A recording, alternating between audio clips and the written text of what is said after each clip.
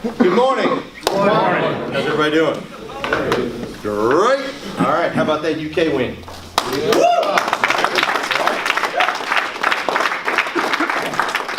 Just so you guys know, Sip predicted it, okay? to the exact score. And he's also predicted the UK to win the entire freaking thing, right? Right, Sip? We're going to win the whole thing? Yes, sir. Everybody's like, maybe. I don't know. All right, I'm going to figure out how this thing works here. Okay, cool. All right, so I got the little clear. All right, guys, so as you know, Josh Cummins, Jeremy Linden, Dusty, David Hodap, we went to Miami last weekend and spent some time at what was called a 10X Growth Conference. So we went down, spent 3 days basically at this conference hanging out with highly successful individuals from all over the world. Mr. Fletcher? What's up, buddy? Sit in here? Yeah. Can I get you? Spent some time with these guys, some highly influential, highly successful people from all over the United States. So, some of the guys that we spent some time with were Grant Cardone. You guys ever heard of him? Anybody ever heard of Grant Cardone? Go ahead and raise your hand if you've heard of Grant Cardone. Okay, raise your hand if you've heard of Grant Cardone a little bit too much every once in a while. Okay, we study and we train on Grant Cardone. Grant Cardone has built an empire worth about $600 million. Okay, this is a guy who used to be a druggie, used to be an alcoholic, had a lot of trouble in his early days, started off as a car salesman, decided one day he was going to start training people on how to do sales, and has built that into an empire now worth $600 million. He was, as it says there on the top, he was a man who says he can. We're going to focus on that just a little bit. The man who says he can and the man who says he cannot are both correct. Okay, do you understand what that means? If you say you can do something, you can do it. If you say you can't do something, ain't gonna happen. Okay, that's where it all starts. We also spent time with a guy named Tim Grover. Tim Grover, if you get the opportunity, you need to read his book. He wrote a book called Relentless, and this man is nothing short of relentless. He was intense. The speech that he gave, the information that he gave us was incredible. Okay, Tim Grover was an athletic trainer. You remember those? You remember those people back in high school? You had like the athletic trainer that ran around with the tape and squirting water in everybody's mouth, that kind of thing. He was that guy. He ended up taking that to where he basically was the athletic trainer for Michael Jordan. Okay, he became Jordan's trainer. And Jordan actually paid him massive amounts of money not to just train Jordan, but to not train anybody else. Okay? That's what Jordan told him. I'll pay you, but you can't train anybody else. After he got done training Michael Jordan, he ended up training the likes of Mr. Kobe Bryant, Charles Barkley, Dwayne Wade, and many, many, many more in the NBA. Trained them to success. So if you get a chance to read his book, go to his site, you'll see some crazy stuff, man.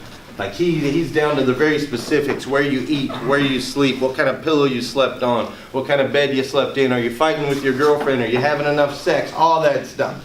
That's what he gets into with these guys, the mental side of the game, because he knows that the man who says he can and the man who says he cannot are both correct. We also spent time with a lady named Danelle Delgado. Danelle Delgado was, basically, she was a battered wife. She was in a bad relationship. She had a couple kids that almost got taken away from her. When she almost lost her kids, she made a decision right there then and that day, because she was working 80, 90 hours a week, 3 different jobs. She decided this wasn't freedom, this wasn't the life she wanted to live, and she wasn't going to have it anymore.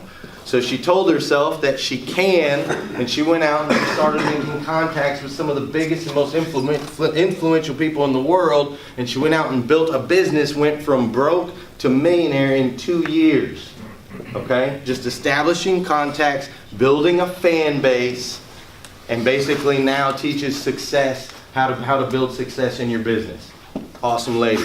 Okay, we also spent some time with a guy, you may have heard his name around here before, but a guy by the name of Les Brown. Les Brown was born in an abandoned building with his twin brother. Born on the floor in an abandoned building. Okay, never knew his parents. He was adopted by a woman that he calls Mamie Brown.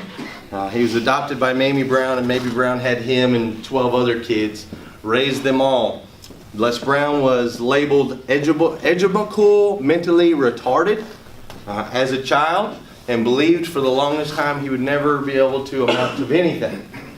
One day he had a teacher who told him to come up onto the chalkboard and do a problem. He told that teacher, "I can't do the problem, I'm retarded, I just can't do it." The teacher said, "What people say you are is not who you are. What you believe up here is what matters when you become a man who says he can." Les Brown has made $64 million speaking to large companies and people all over the world. He has made a tremendous difference in my life and a tremendous difference in lives all across the world. Phenomenal man. Phenomenal. We also spent time with a guy named Lewis Howes, and I always say his last name wrong. Howes, whatever it is.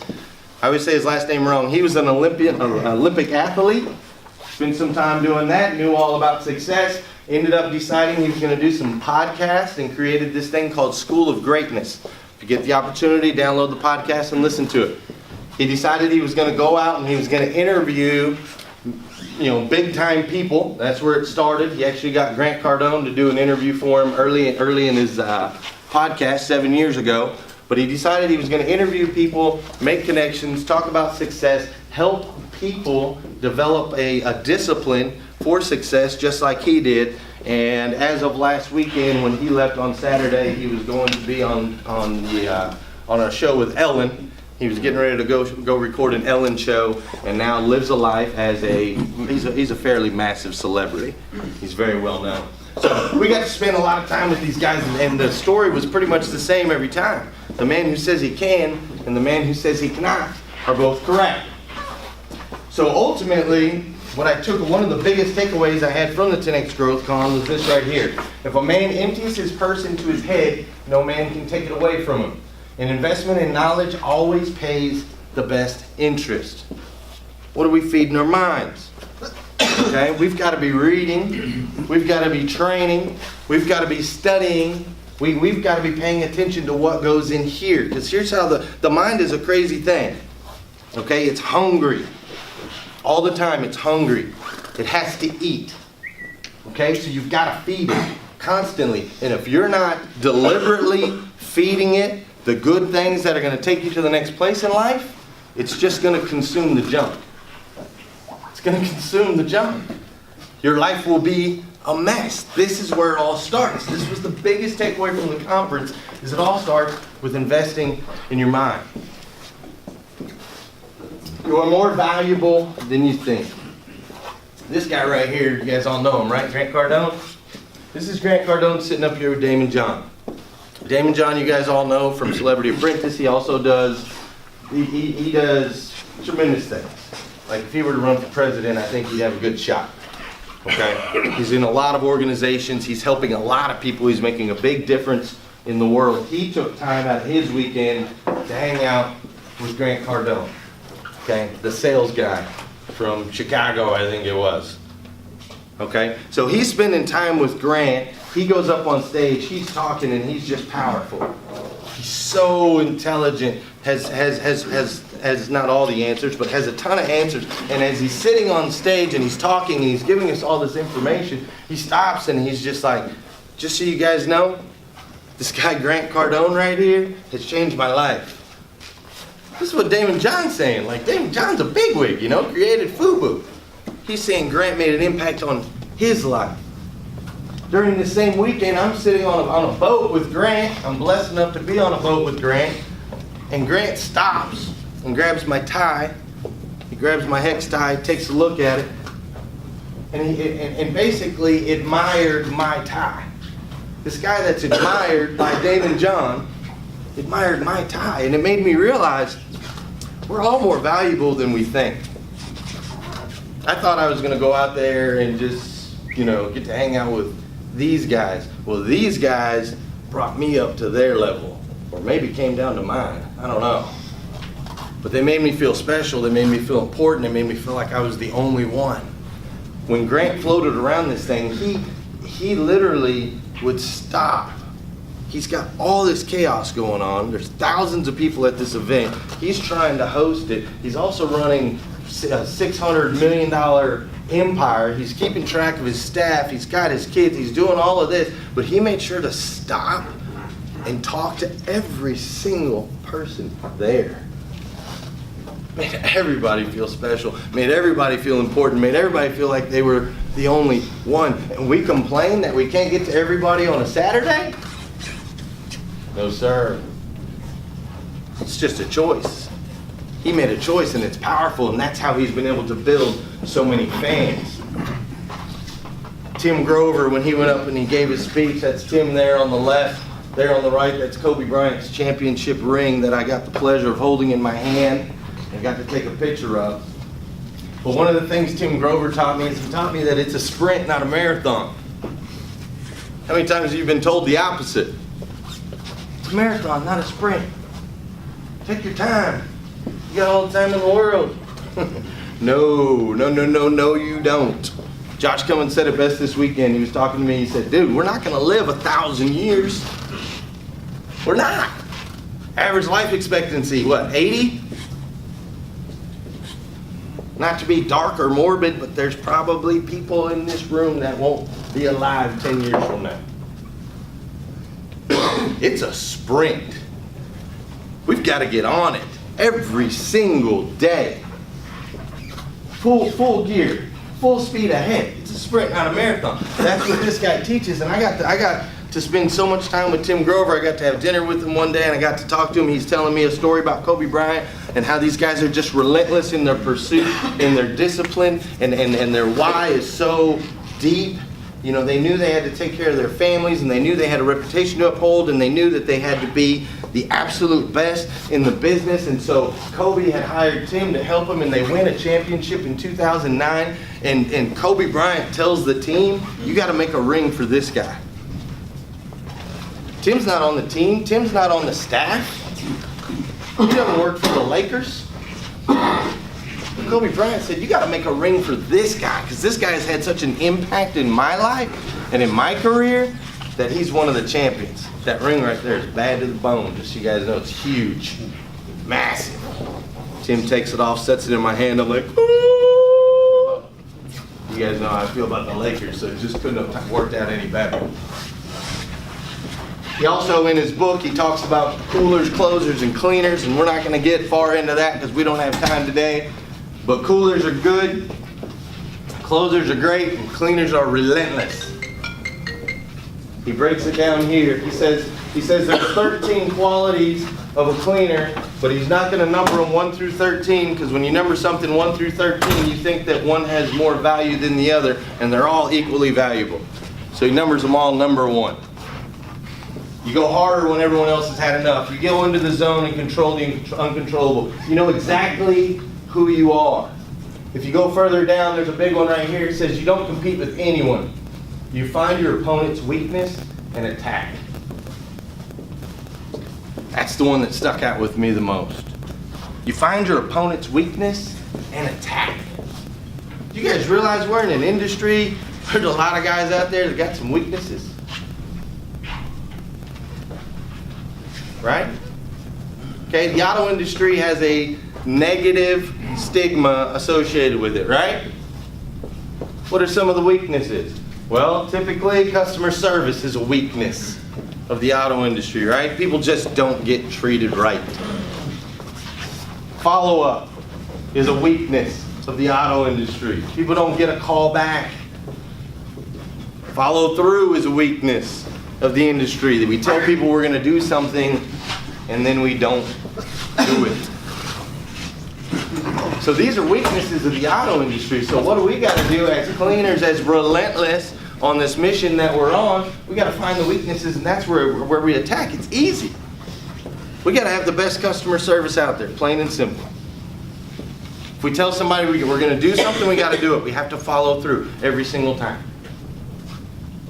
We have to follow up with our customers. We got to make sure that they know that we care about them, not just today, but tomorrow and in the future. What other weaknesses in the industry? People don't train, right? They're not pros. They don't know their product. They don't know what they're doing. They don't know what they're talking about. We're not going to be those guys. We're going to be the opposite. That's the weakness. We're going to be pros. We're going to train. We're going to do it right every single time, all the time. Danelle Delgado. This one got me right here. She got me. You can tell she got me. She said, put what you learn into action, okay? She's giving her speech. She's up there on the stage, and Danelle's awesome, okay? She's bubbly. She like flies in from Australia or something, comes like running out on the stage. She sits her kids down right there, like runs up on the stage, starts doing her thing. She's like, just got in from Australia, and as soon as I leave here, I'm gonna be going over here. Like, she's just go, go, go, go, go, go, go, go, go. Full of energy, right? And the whole time she's talking, she's like, raise your hand if this, and raise your hand if that. Raise your hand if this, raise your hand if that, raise your hand. We're just like, oh my God, I'm raising my hand so much. What is she trying to do? And then at one point she says, raise your hand if you have read a Grant Cardone book. We all raise our hand. She says, raise your hand if you study and you watch Grant Cardone videos. I raise my hand. She said, raise your hand if you've read 10X. I raise my hand. She says, okay, now keep your hand up if you've read his books and you've studied his training, but you don't live the strategies that he's teaching. And I thought, shit. I gotta keep my hand up. I gotta keep my hand up, man. I've read 10X rule, right? 10X rule states it's very simple. You take your goal, whatever your goal is, you multiply it times 10. Multiply it times 10, and then you do whatever it takes and whatever you have to do, whatever massive amounts of action to achieve that goal. Grant says we're all too small-minded. We think too small. I've read that stuff for years. But then we go and we set a goal of 10,000 cars. We almost sell 10,000 cars. We come up a little bit short. And then what do we set the goal for the next year? 12,000. 12,000 is not 10,000 times 10. It's not. No matter how you look at it. You can justify it. You can justify it. You can say, oh, well, we got the one store and we don't have a whole lot of land, and we're kind of landlocked over here, and we don't have the ability to get to all the people on Saturday, and you can only so many cars, and there's got to be a cap, right? There's got to be a ceiling. We justify. We make justifications. That's what the mind does. It makes excuses. Well, we're done making excuses here. Absolutely 100% done. And so you guys know this is from me. Okay? This isn't from Josh. I've talked to Josh. I know where Josh is at. I get it, but I want you to know this is for me. This is my commitment. Okay, the Dan Cummins Chevrolet and Buick Group is going to sell 100,000 cars in a year. That's now the goal. That's now the target. Now, how we get there, that's a whole different story. Okay? It's not going to be easy. I've done some math. I've run some numbers, and I've figured it out somewhat of a plan. Okay, in order to sell 100,000 cars, let's just say, basically I did some research. I found out of the top 150 dealer groups in the United States, the number one auto dealer group is a group called Auto Nation, okay? Auto Nation sells 606,000 cars a year. 606,000 cars a year. They have 282 stores. If you break down the math, they average 193 cars per store. 193.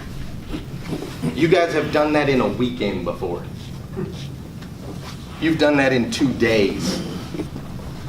So as far as I'm concerned, kudos to them for building an empire and becoming number one as far as the groups, but they ain't got nothing on us in this team. Nothing on us in this team. So if they can do it, we can do it. And we can do it better. So I ran some quick math and I thought, well, let's see. Let's say each store, we got 100,000 cars each store. Let's just use a low number. Each store does 330 units, somewhere around there. That means I need 25 stores. We've got to have 25 stores planted strategically across the United States, averaging 330 units somewhere in there. Okay? That's how we get to our goal. Now, how do we get the owner to buy 25 stores? That's the next question, right? Okay, well, first of all, we put it out there and we say we're going to do it. That's the first thing. Then we do what Tim Grover told us to do, and we get relentless. Relentless on our mission. We force him to buy more stores. We pour so many people in here and so many fans into this company that he's got no choice. He's like, damn, man, I'm losing business. There's customers walking in the door and I don't have the opportunities to sell them. So we force them to sell more stores. Now why do we want to do that? Why is that important for you guys that are sitting right here right now? Well, I did some more math. If I've got 25 stores, how many sales managers do I need? How many finance guys? How many BDC directors? How many general sales managers? How many GMs? I did the math and I need 200.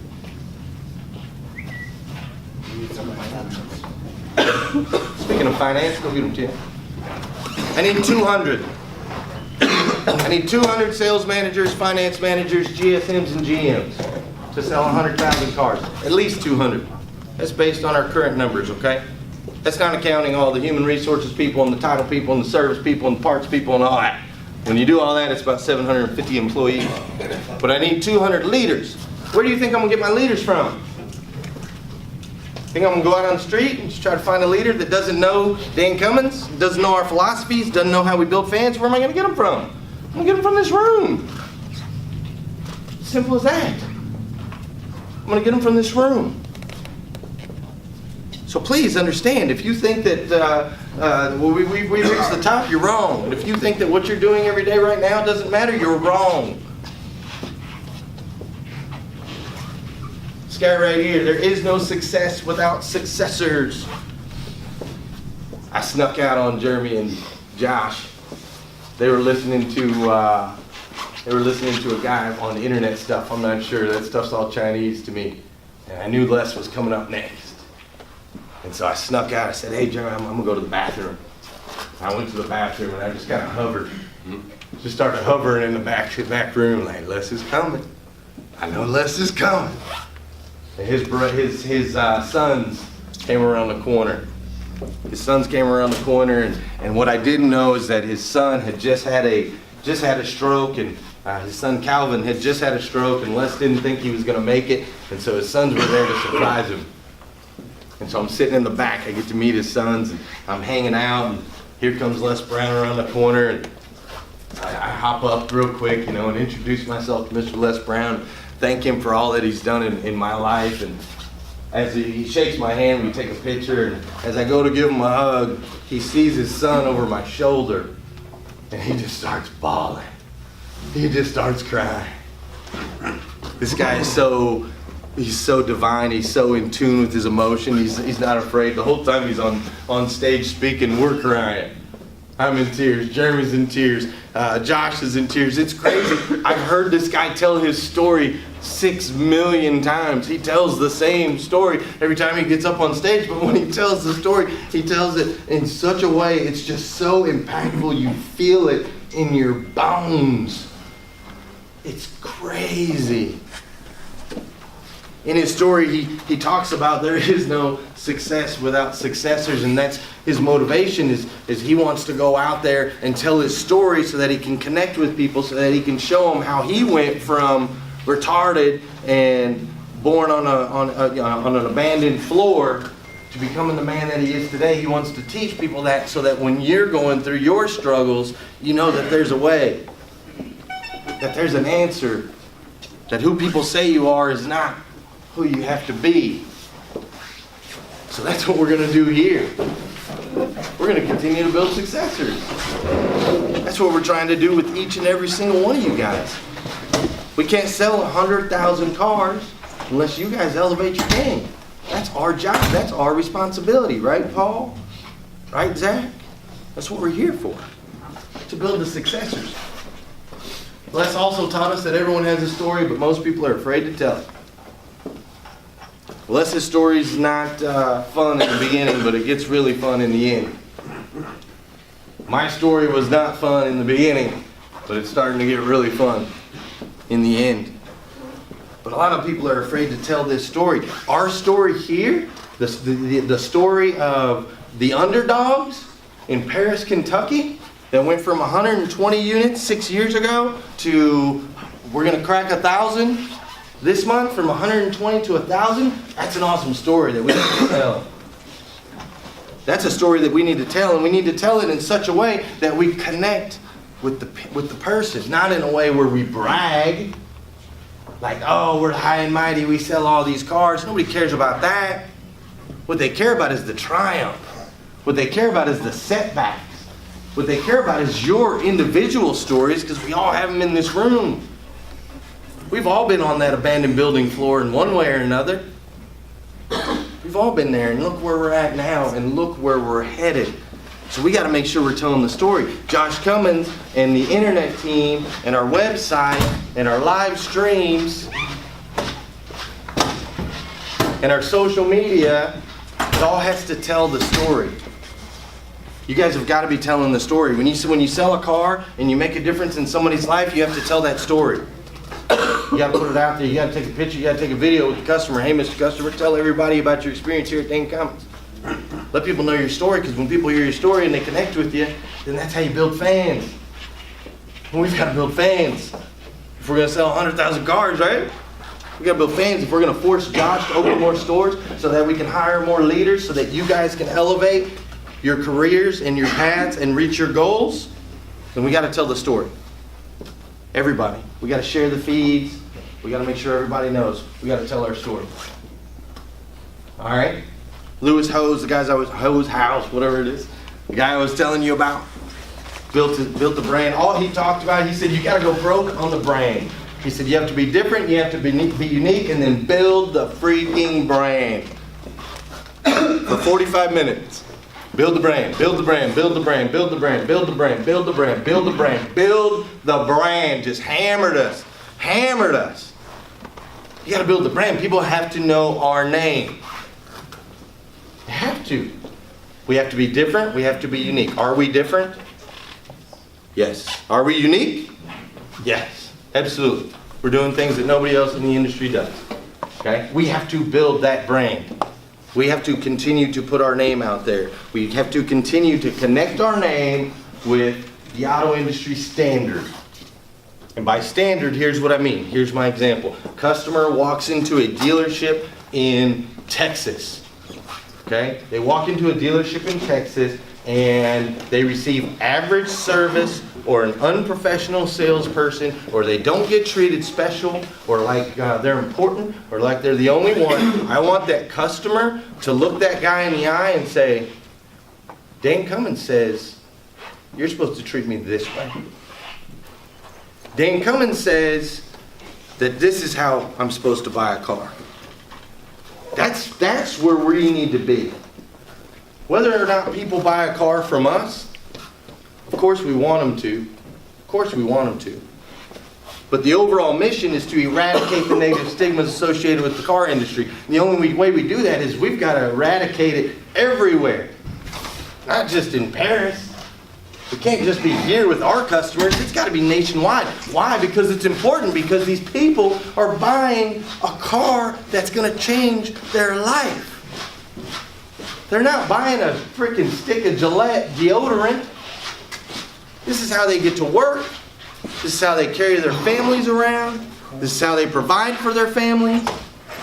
Okay? This is how they get to spend time with their families, connect with their kids, go to a movie, go to Disneyland like Sam and those guys. Okay, it's life. And because of that one reason alone, since it's such a huge, important part of your life, they deserve to have this experience when they buy a car, no matter whether it's here or anywhere else in America. So we're going to build the brand. We're going to continue to build the brand and tell our story. When people walk into a dealership, we will be the standard. Period. And these other dealerships, they either need to change the way they do things and offer that experience, or get out of the way. Because we're coming. 25 stores over 50 states. We're coming. And you know how we attack. We don't just hang out in Kentucky. Right? We hit up Ohio.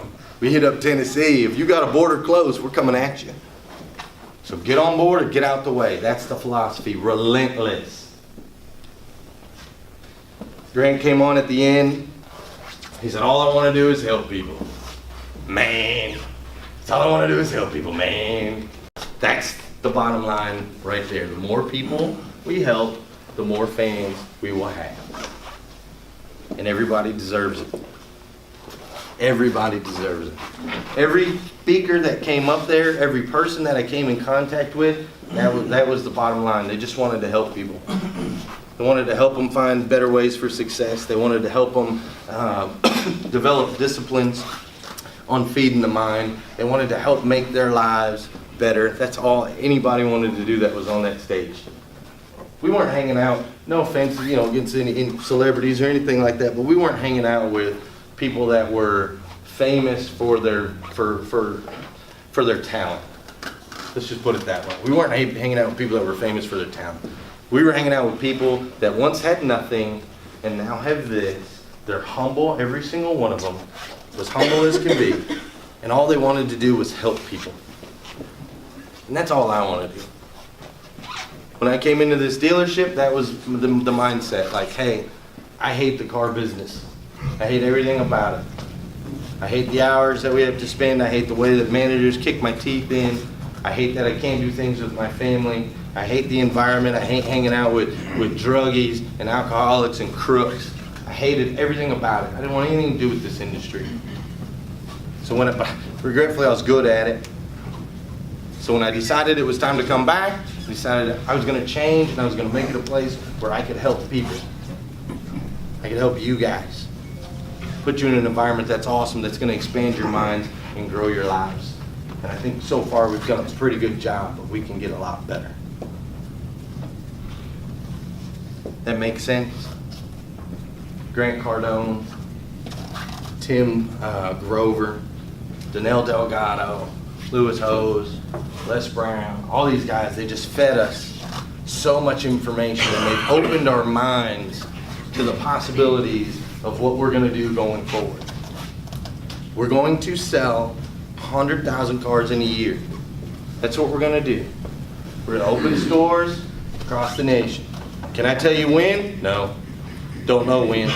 I can kind of tell you when. I can't give you a date, but I can tell you when we have more fans than this place can handle, that's when it'll happen.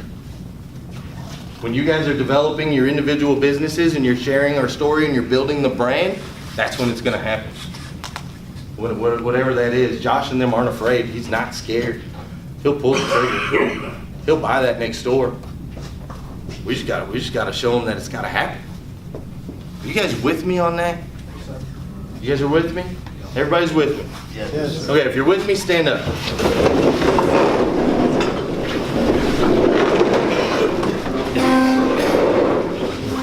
Alright, here's what we're gonna do. We're gonna read this together. If you're with me, read this with me, okay? Alright?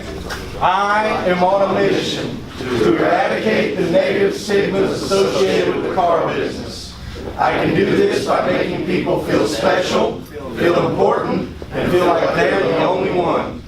I will offer an experience that will exceed my customers' expectations today, tomorrow, and in the future. I will not just sell cars, I will create fans.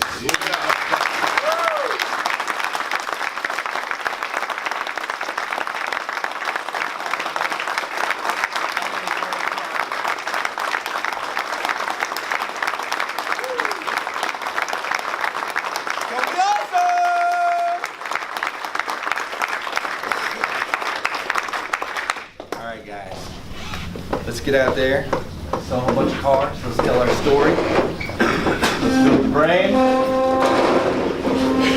and let's have an awesome stinking day.